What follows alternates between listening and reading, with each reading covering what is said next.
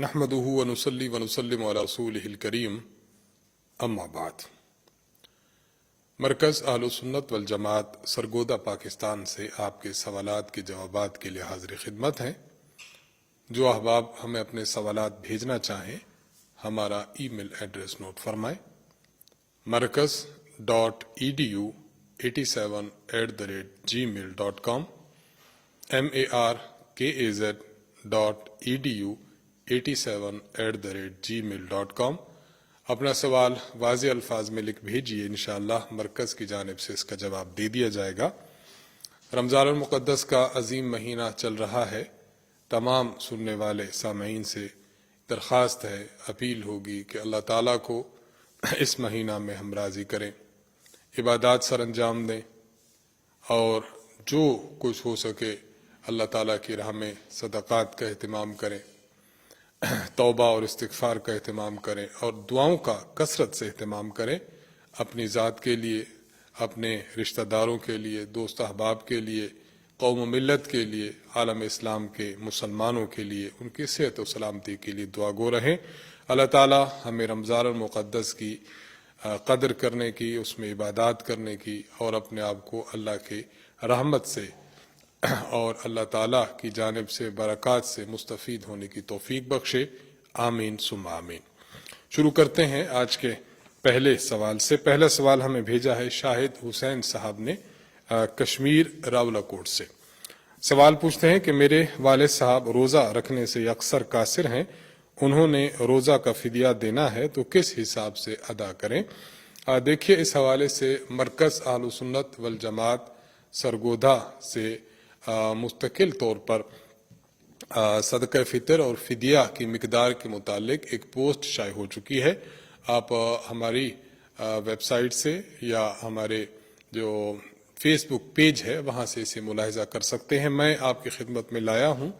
सबसे पहले तो ये समझें कि अगर कोई शख्स रोज़ा रखने से यकसर कासिर है, ना अब रख सकता है और ना आइंदा रोज़ा रखने की उम्मीद है, इतने ज़ौफ़ है, इतना कमज़ोरी है या इतनी बीमारी उसको लायक है, तो हर रोज़े के बदले में एक सदक़तुल फ़ितर की मिक़दार उस शख्स पर देना वाजिब है।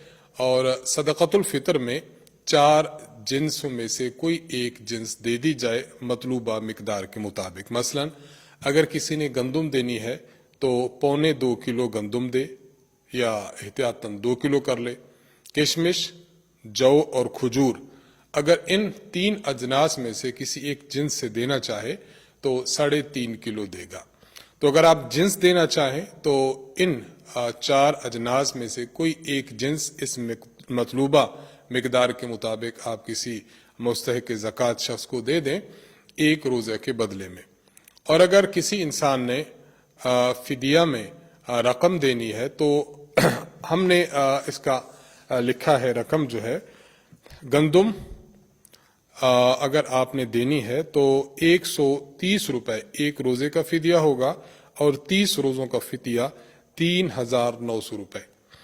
जौ आप देना चाहें तो एक रोज़े का फ़िदिया 460 रुपए और 30 रोज़ों का फ़िदिया 13,800 रुपए। अगर खजूर से देना चाहें तो एक रोज़े का फ़िदिया 1,200 रुपए और 30 रोज़ों का फ़िदिया 36,000 रुपए। और अगर किशमिश से देना चाहें तो एक रोज़े का फ़िदिया 2,200 रुपए और 30 रोज़ों का फ़िदिया 66,000 रुपए होगा। तो इस हिसाब से आप के वाले साहब अपने रोज़ों का फ़िदिया अदा कर सकते हैं। मोहम्मद कासिम साहब मुल्तान से सवाल करते हैं कि वैक्स इनहेलर का क्या हुक्म है, क्या इससे रोज़ा टूट जाता है। देखिए, इनहेलर में जो वैक्स इनहेलर है इसमें सिर्फ और सिर्फ खुशबू इंसान सूंघता है, इसमें दवाई के कोई अज्जा नहीं होते।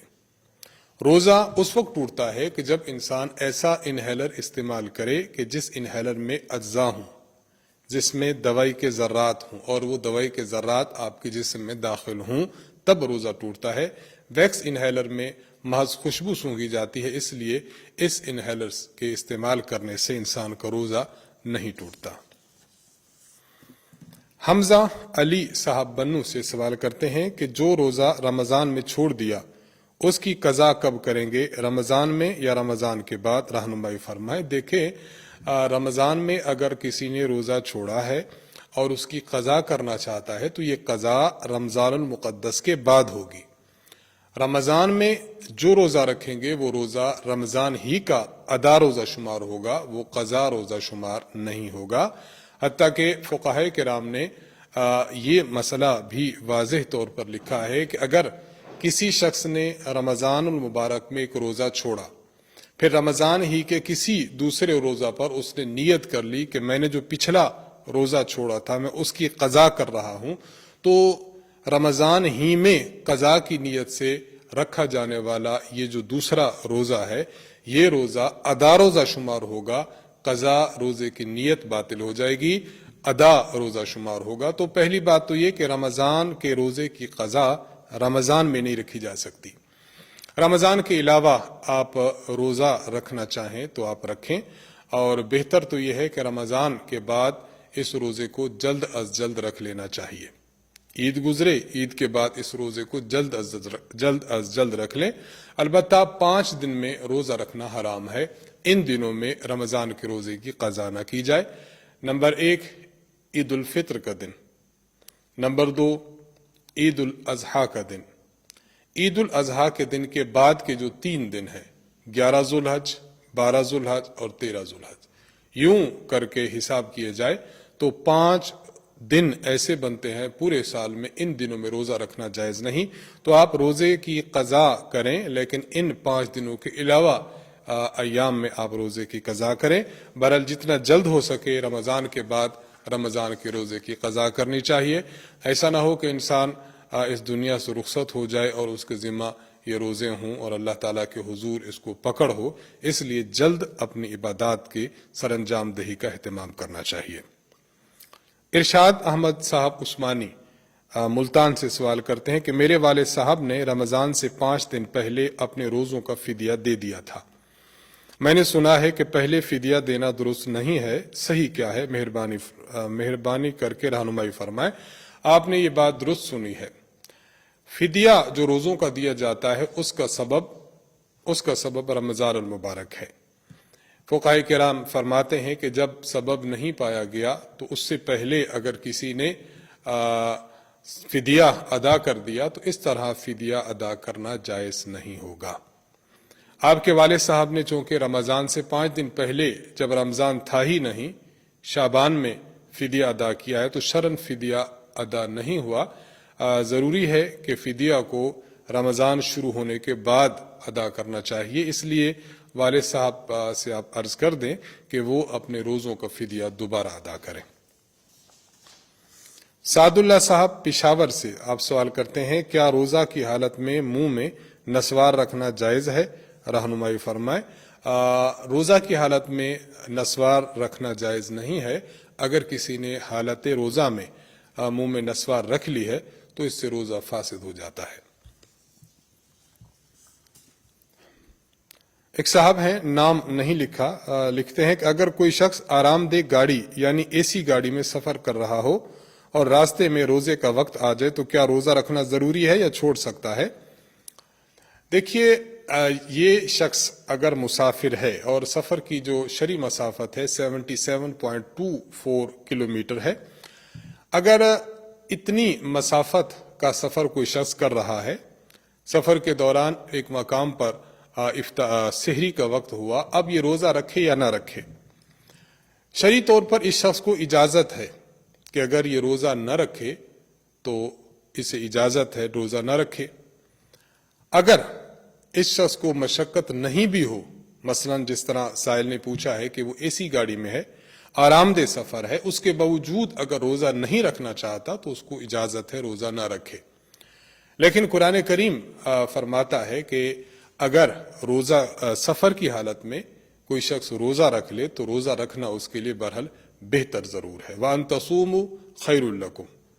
اے مسلمانوں، اگر تم سفر کی حالت میں ہو یا تم بیماری کی حالت میں ہو، اس کو برداشت کرتے ہوئے، سفر کی صعوبت کو، تکان کو برداشت کرتے ہوئے روزہ رکھ بھی لیتے ہو تو روزہ رکھنا تمہارے لیے بہتر ضرور ہے۔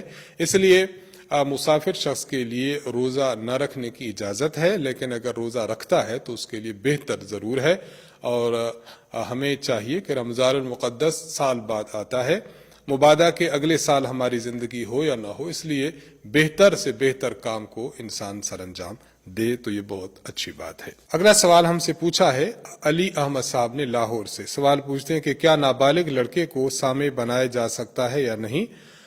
نابالغ بچے کو سامع بنایا جا سکتا ہے، بالغ ہونا یہ امامت کے لیے شرط ہے، سامع بننے کے لیے شرط نہیں ہے، اس لیے نابالغ بچہ سامع بن سکتا ہے۔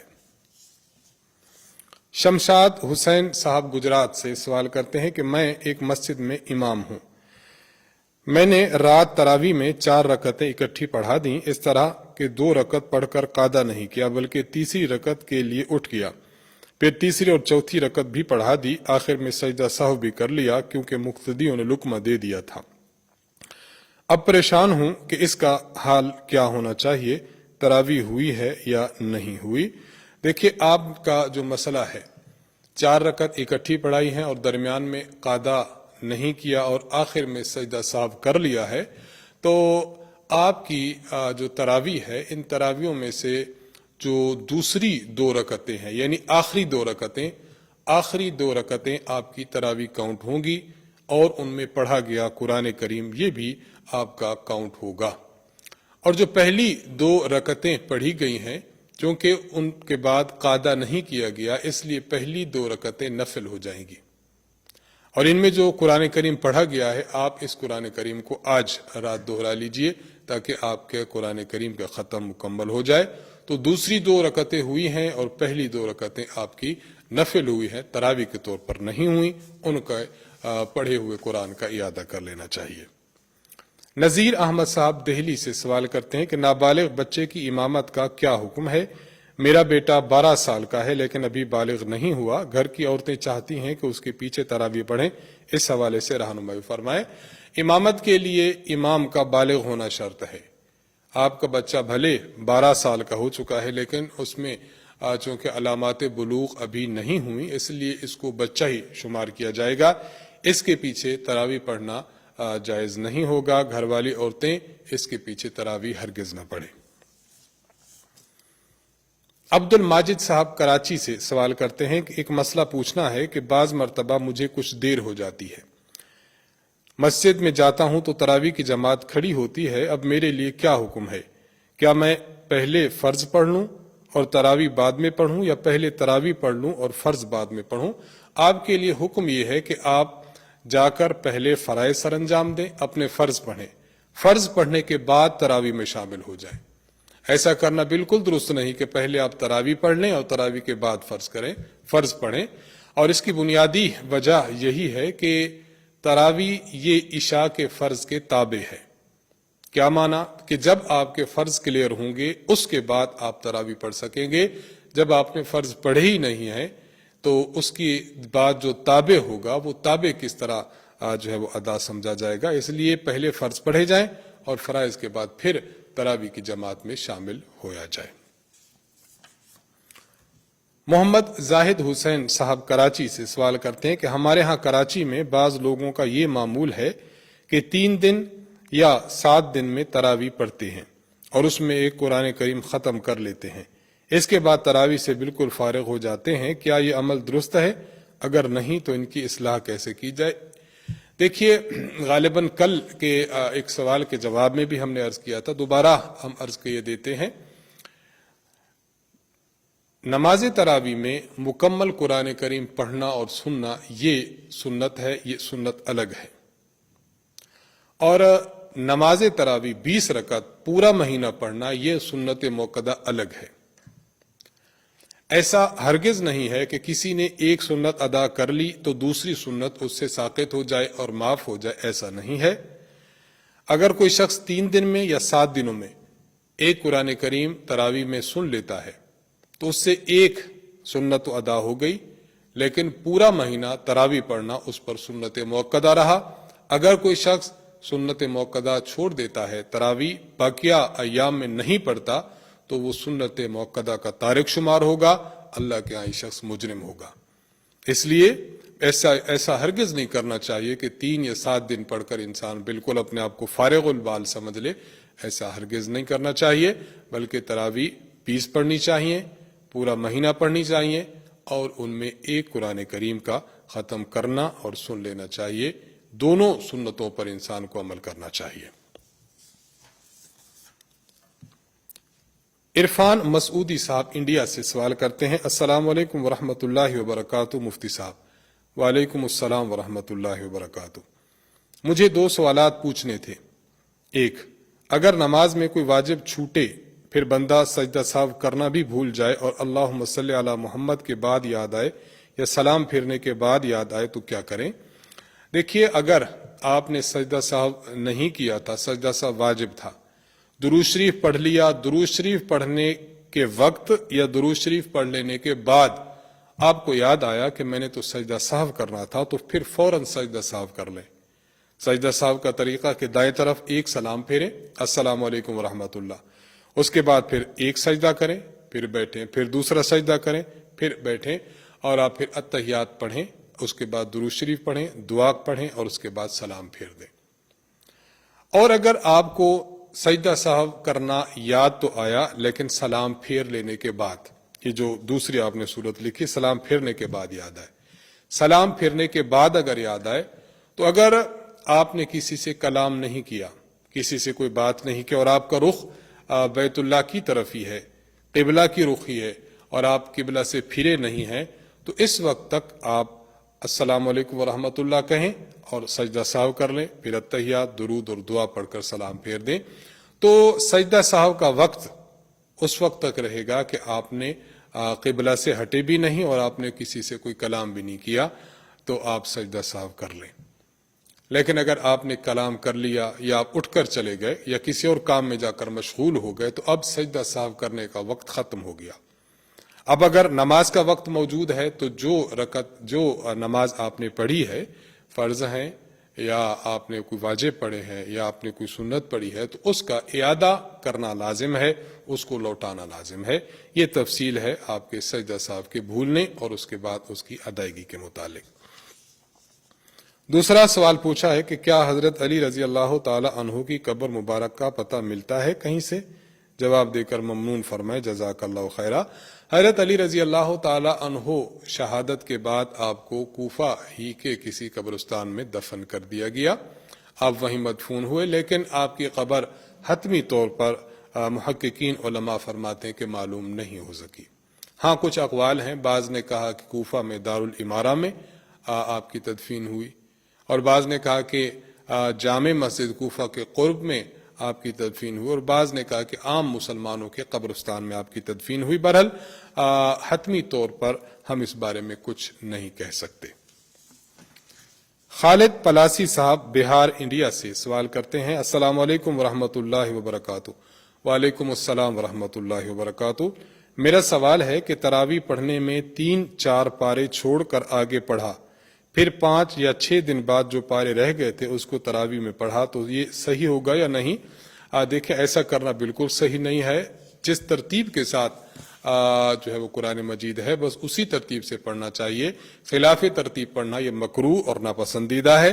تراویح تو اس سے ہو جائے گی لیکن ناپسندیدہ ہوگی اور مکروہ ہوگی، اس سے بہرحال اجتناب کرنا چاہیے. اگر کسی حافظ صاحب کو کچھ پارے کچے ہیں، وہ ٹھیک طرح سے ان کو یاد نہیں رکھ سکا، تو ان کو پورا دن ہوتا ہے، پورے دن میں اس کی دہرائی کرتے رہیں، اس کو یاد کرتے رہیں. اس طرح انشاءاللہ رات میں اس کو تراویح پڑھنے میں دقت نہیں ہوگی. بہرحال تراویح ہو جائے گی لیکن یہ فعل مکروہ اور ناپسندیدہ رہے گا.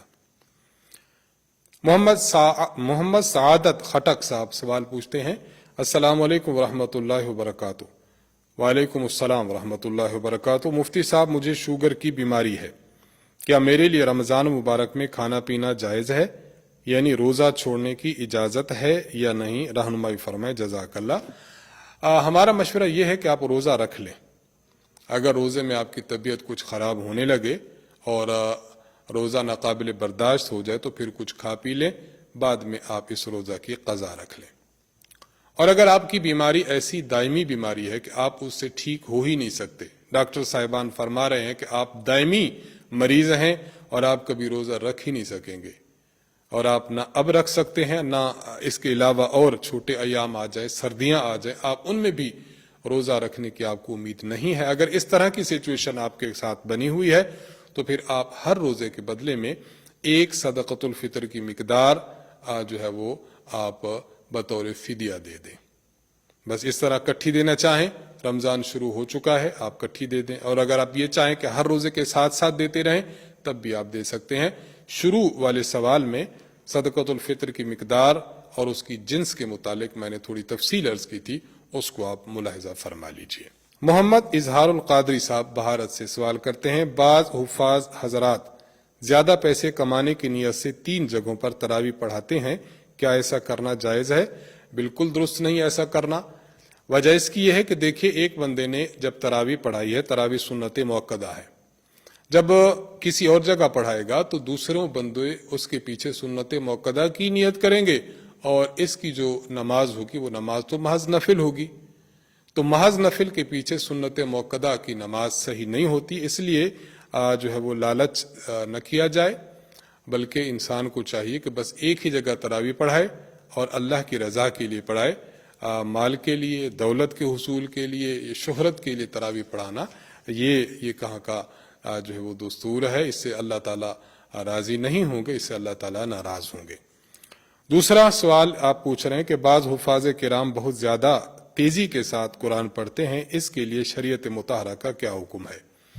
اگر کوئی شخص قرآن کریم اس طرح تیزی کے ساتھ پڑھتا ہے کہ اس کے الفاظ بھی سمجھ نہیں آتے، آیت کیا پڑھ رہا ہے وہ بھی سمجھ نہیں آتا، تو اس طرح قرآن کریم پڑھنا بہت بڑا گناہ ہے. اس سے اللہ تبارک و تعالیٰ بالکل راضی نہیں ہوں گے. اس طرح کا قرآن پڑھنا اللہ تعالیٰ کے غضب کو دعوت دینا ہے اور اللہ تعالیٰ کو ناراض کرنے کا سبب ہے. حدیث مبارک میں آتا ہے، کم من قائم لیس من قیامہ الا السحر.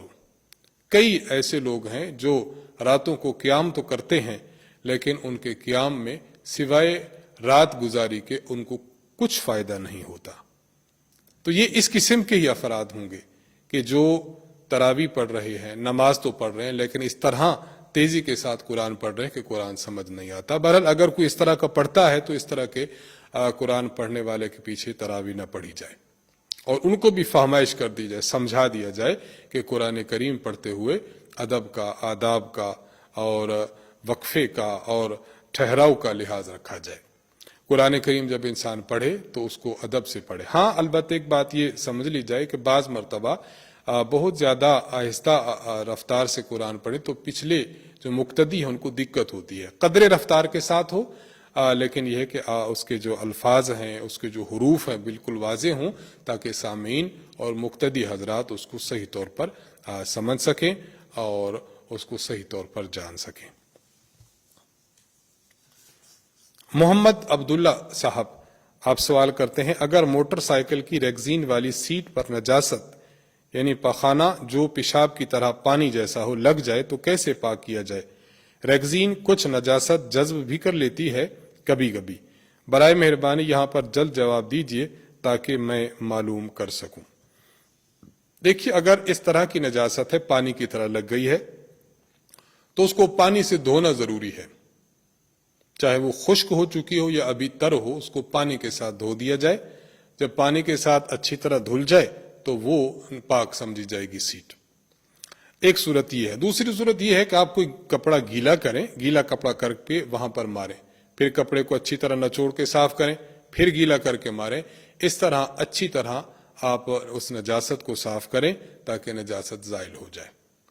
اور اگر معاملہ ایسا ہے کہ وہ سیٹ پانی کو جذب کرتی ہے تو اس کے دھونے کا حل یہ ہے کہ آپ اس کو اچھی طرح پانی سے دھو لیں اور اس کو ایک مرتبہ رکھ لیں. پانی اس سے ٹپکنا جب خشک ختم ہو جائے دوسری مرتبہ دھو لیں، پھر پانی ٹپکنا خشک ہو جائے ختم ہو جائے تیسری مرتبہ دھو لیں. یوں 3 مرتبہ دھو لیں گے تو یہ سیٹ آپ کی جو ہے وہ پاک اور صاف ہو جائے گی. کاشف حسین صاحب سوال کرتے ہیں اور یہ آخری سوال ہے ہمارا، ایک خاتون روزے کی حالت میں بریسٹ فیڈنگ مشین کے ذریعے اپنا دودھ نکالتی ہے، کیا اس سے روزے پر کوئی فرق نہیں پڑتا؟ نہیں، اس سے اس خاتون کے روزے پر کوئی فرق نہیں پڑتا. دودھ پاک چیز ہے، اگر پاک چیز جسم سے نکلتی ہے تو اس سے روزہ فاسد نہیں ہوتا. انہی سوالات کے جوابات کے ساتھ ہم آپ سے اجازت چاہیں گے. اللہ تعالیٰ سے دعا ہے کہ اللہ تعالیٰ ہمیں رمضان المقدس کی عظیم گھڑیوں میں اپنی عبادت کرنے کی توفیق بخشے. اللہ تعالیٰ ہماری مغفرت فرمائے، ہمارے احوال پر رحم فرمائے. تمام عالم اسلام کے مسلمانوں کے صحت و سلامتی کے لیے دعا گو رہیے. مرکز اہل سنت والجماعت، استاذ محترم حضرت متکلم اسلام مولانا محمد الیاس گمن صاحب، ہمارے مرکز کے اساتذہ اور احناف میڈیا سروسز کی ہماری ٹیم کو اپنی خصوصی دعاؤں میں یاد رکھیں. وآخر دعوانا ان الحمد للہ رب العالمین. السلام علیکم ورحمۃ اللہ وبرکاتہ.